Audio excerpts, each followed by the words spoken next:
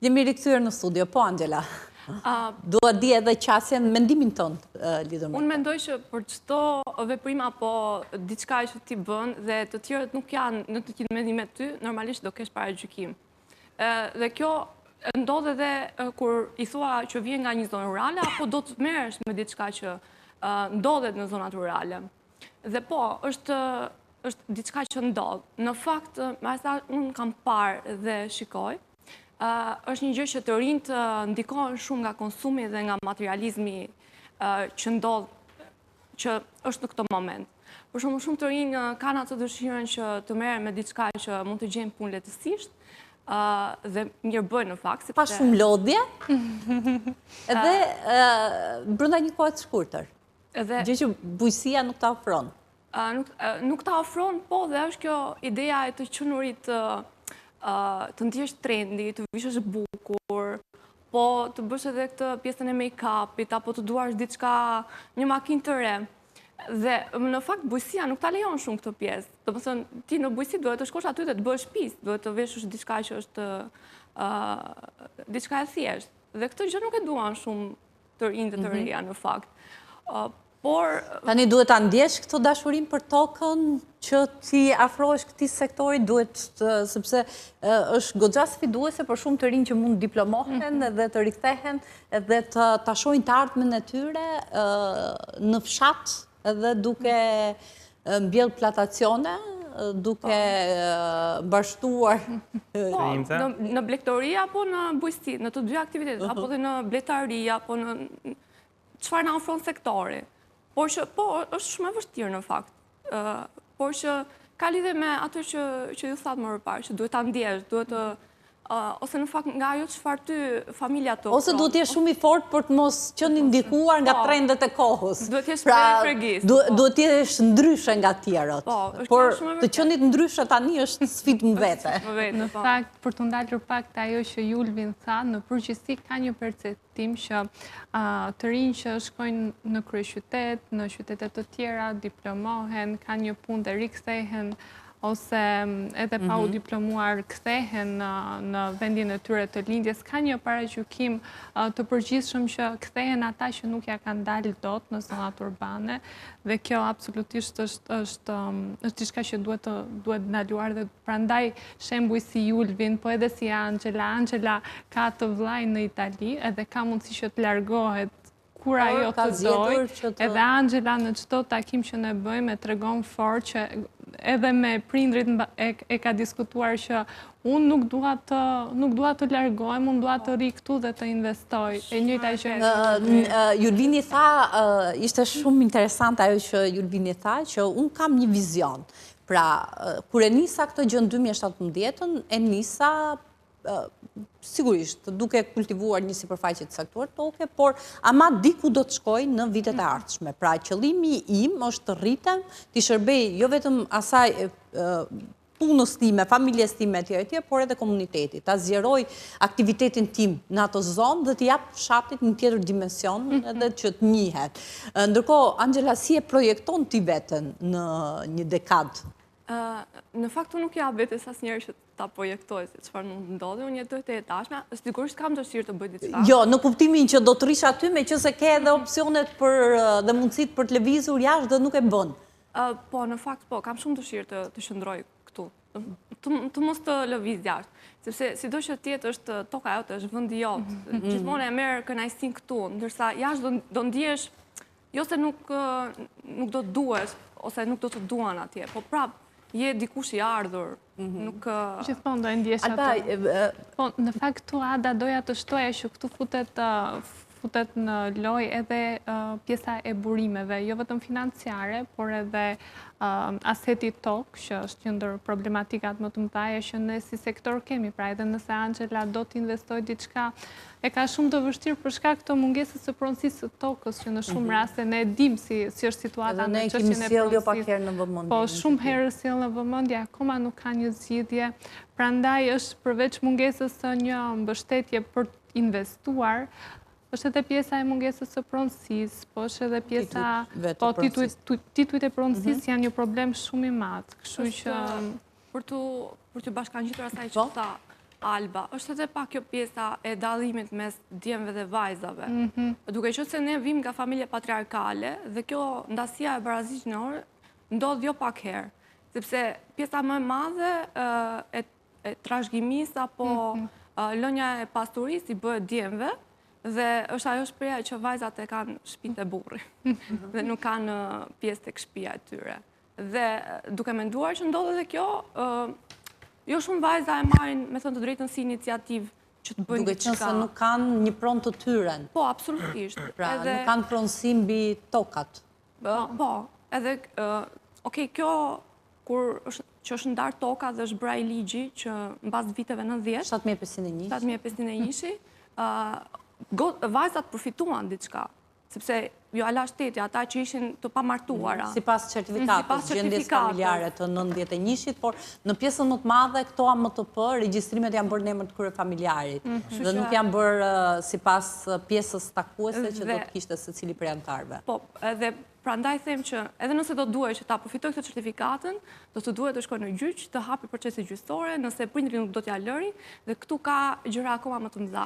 Megjithatë, për ta parë pak në makro, Alba, duke qenë se keni edhe rrjetin, jeni në kontakt me ato që ndodh, fryma që mbizotron. Pra, atë 4 rinj të cilët duan vërtet të le themi të krijojnë rrënjët e tyre, të aktivizojnë, nuk është kjo termi duhur, por duan që të ndërtojnë jetën e tyre në fshat, pra të kenë një sipërmarrje, t'i shërbejnë asaj, edhe të mos e shohin, le themi, jetesën në zonat urbane apo jashtë kufive të Shqipërisë. Keni dhëna çfarë fryme mbizotron kryesisht? Në fakt, Ada, kohët e fundit, po vëmë re 2 trende që janë pothuajse 2 skaje të ndryshme, po shohim që është një pjesë e mirë e të rinjve, të cilët janë edhe të rinj që nuk vinë nga zonat rurale, që janë nga zonat urbane, po janë edhe të rinj të larguar, disa dhe jashtë, po disa edhe në kryeqytet, të cilët kanë ardhur, janë edukuar, janë arsimuar dhe po kthehen të investojnë në komunitetet e tyre. Pra, është kjo pjesë që realisht duhem promovuar fort, rastet të tilla duhem promovuar. Për të inkurajuar edhe të duhet të tjerë. inkurajojnë edhe të tjerë që janë në mëdyshje tashmë. Nga ana tjetër, dhe kjo në fakt nga diskutime që ne kemi bërë dhe nga jo, ne jemi në terren, kur them ne kam fjalën si për qendrën e rinisë rurale ku jemi në kontakt të drejt për drejt me të rinj, po edhe si rrjeti shqiptar për zhvillimin rural, dhe ajo çka ne shohim me fermerët që takojmë, në takimet që ne bëjmë, është shumë e vështirë të angazhosh të rinjt, sepse nuk kanë mbetur më të rinj në zonat rurale. Janë shumë pak ata që kanë mbetur dhe shumë pak ata që investojnë, po janë edhe vetë prindrit që po mundohen të mos i nxisin ti bashkojnë sektorit të bujqësisë. Ka patur raste që në takimet kanë vuajtur vetë dhe nuk duan që fëmia e tyre të bëjë një të gjë. Në takimet që ne kemi bërë ka patur raste që na kanë thënë mua më iku djali në Itali, po se më iku sa mirë që më iku, dhe unë i thash që të lutem mos e vazhdo të njëjtin aktivitet se unë, sepse unë e bëra këtë gjithë jetën dhe në fund nuk pashje përfitim. Kështu që Ada i kemi të dyja anët dhe ne duhet punojmë fort, është momenti që tani duhet punojmë fort për të arritur këtë përqindjen e këtyre të rinjve që duan të kthehen. Por edhe për të mos lejuar një përkeqësim të mëtejshëm. Dhe ajo të ka është më rëndësishme janë të ndryshojmë në mënyrë rrënjësore dhe tërësore ato që kanë ndodhur, por së paku mos lejojmë që të përkeqësohet më shumë. Ata që janë duhen mbajtur fort aty. Dhe kjo mund bëhet vetëm përmes mbështetjes. Nëse nuk ka mbështetje, është e vështirë. Do ndalemi te kjo mbështetje, por tek fakti që sa të rinjt janë të interesuar, pra për ta lidhur pak edhe me atë mentalitetin që ekziston, që shpesh prindërit nuk duan që fëmija e tyre të bëjt një të gjë, të kalojë me të njëjtat sakrifica që puna në bujqësi ka. Dhe normalisht përpiqen që t'i shkollojnë, t'i diplomojnë fëmijët e tyre dhe të kërkojnë për tyre që t'i qëndrojnë larg sektorit bujqësisë. Megjithatë, ne dimë dhe pa diskutim edhe bujqësia në Shqipëri, ndoshta se është në këto faza, do të kalojnë në fazat të tjera që do të thotë do të përqafohet teknologjia, do të kalojmë te përdorimi i teknologjisë inovatore, tek sipërmarrjet digjitale, etj. Pra, ka avancuar dhe ne sot flasim për ato që konsiderohet bujqësia smart. Kështu që në këto kushte, a nuk mjafton kjo pra për të kuptuar që bujësia në Shqipëri do të kaloj edhe do të zhvillohet edhe nuk do të jemi në të njëjtat kushte. Mjafton kjo për ta kthyer vëmendjen e të rinjve, sepse nuk do kenë më nevojë për shembull që për një matje apo një shërbim që mund të bëhet, do të mund ta bëjmë përmes një pajisje. Pra çdo gjë do të jetë e mekanizuar. Në vend kësaj që the, si përgjigje e pyetjes që ti parashtrove, mendoj që realisht për ta besuar njerëzit do duhet që të kenë impulset e para, do duhet që të shohin raste aplikimi në mënyrë që vërtet ta besojnë dhe të jenë ngatshëm, sepse është ajo që cekëm pak më parë që nga paratësit, nga prindrit tanë, zhgënjimi është shumë i madh në të punuar në këtë sektor. Kështu që fryma që është dhënë përgjithsisht është dhënë që rini larg këtij sektori se është pa përfitim. Edhe ne jemi përmosur gradualisht në mënyrë indirekte me këtë frymë që bujësia është diçka jo mirë dhe jo fitimprurse, kështu që duhet të bindemi për të kundërtën. Duhet që realisht kemi shembuj real që të aplikimit teknologjisë në bujësi apo përfitimeve që kjo gjë sjell, duke pas parasysh edhe kostot janë shumë të mëdha nëse ne shkojmë drejt automatizimit apo implementimit të teknologjisë.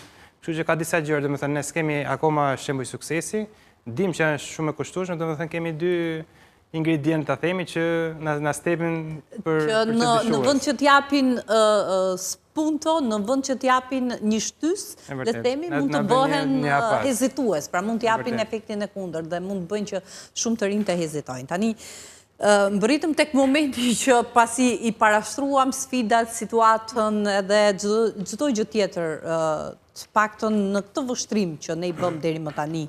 Është shumë e rëndësishme të kuptojmë se çfarë duhet bërë. Pra, tek pjesa se çfarë duhet përmirësuar për të mos lejuar që situata të përkeqësohet edhe më shumë. Dua ta nisim bashkë, Angela. Çfarë mendon që duhet përmirësuar nisur nga sfidat aktuale? Pra, çfarë mendon që duhet bërë më tepër në nivelin e vendimarrjeve që duhet jenë të dedikuara për zonat rurale dhe të dedikuara për të rinjt në mënyrë që t'i bëjnë ata apo t'i qasin ata drejt sektorit bujësisë dhe për të mos lejuar braktisjen e mëtejshme të zonave rurale dhe braktisjen e këtij sektori? Unë mendoj që së pari këto sfida që ne parashtruam duhet të rregullohen, si për shembull arsimi dhe shëndetësia dhe infrastruktura.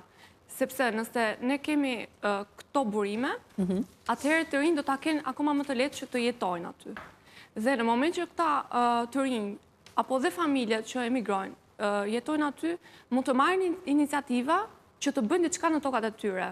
Dhe jo për shembull të punojnë tek shërbimet, por që të kenë iniciativat e tyre dhe të punojnë aty. Por mua mendoj që kjo është shumë e rëndësishme dhe mendoj që informacioni që duhet të shpërndahet.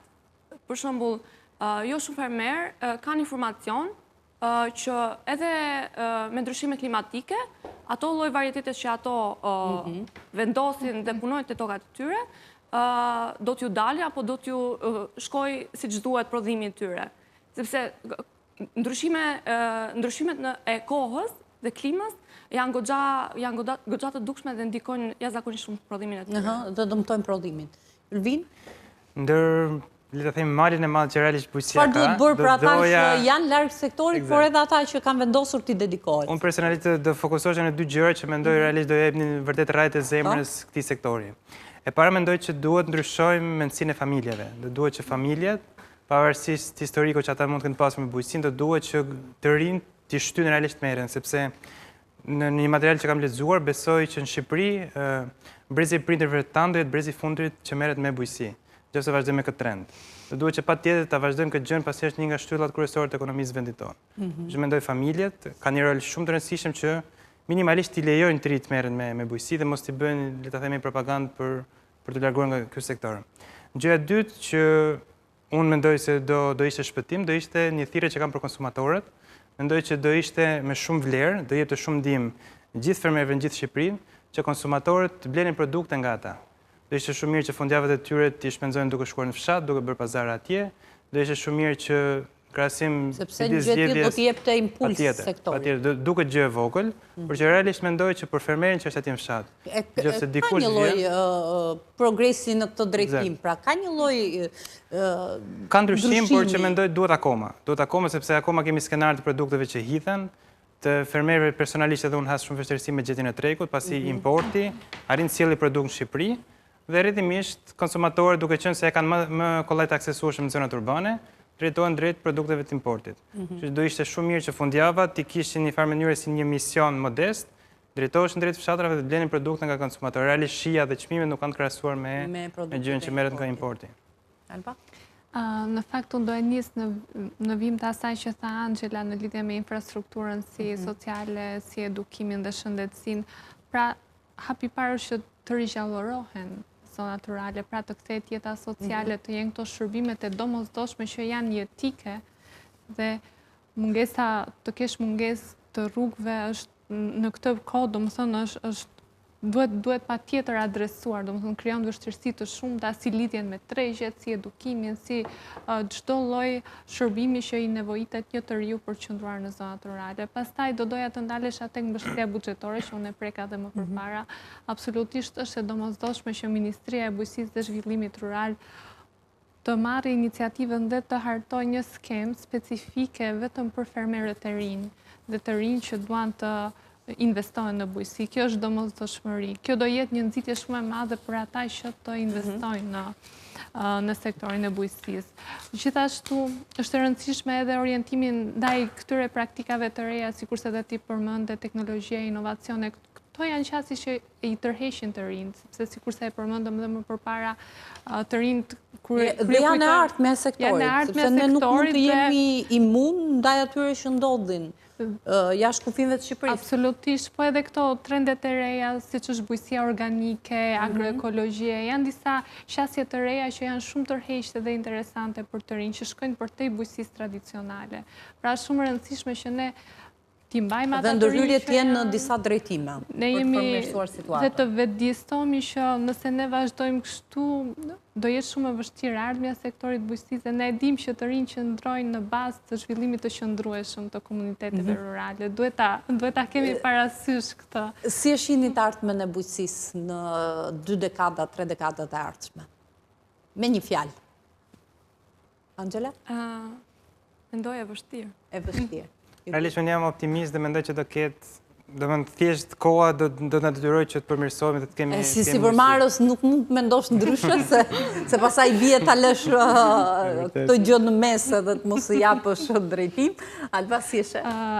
Ada, unë i thash kritikat e mia, po gjithsesi edhe unë mbetem shumë optimiste që dhe procesi... Do ketë reflektime. Që dhe procesi integrimit në Bashkimin Evropian do na japi një shtytje tjetër, kështu që duhet mbetemi optimiste, të punojmë së bashku të gjithë, si përmarrësit, si ne, si sektor dhe institucionet publike, le të bëhemi bashkë të gjithë dhe le të punojmë fort, dhe të investojmë në vendin tonë, të bëjmë të rinj ta duan. Ja, ne të tre jemi 3 të rinj nga zonat rurale dhe unë vi nga një zonë e thellë malore. Dhe të tre kemi vendosur të qëndrojmë, pra le t'i bëjmë dhe të tjerë të qëndrojmë. Të ndjekin shembullin tuaj. Mirë, për mua ishte kënaqësi t'ju kisha, faleminderit. Angela, faleminderit, Ylvin, faleminderit. Po ashtu Alba, kënaqësi që të kisha në studio. Faleminderit edhe ju që na ndoqët, ne kemi bërritur në fund të emisionit edhe për sot. Takimi i radhës është sërish nesër në orën 16:00 deri atëherë miru takofshim.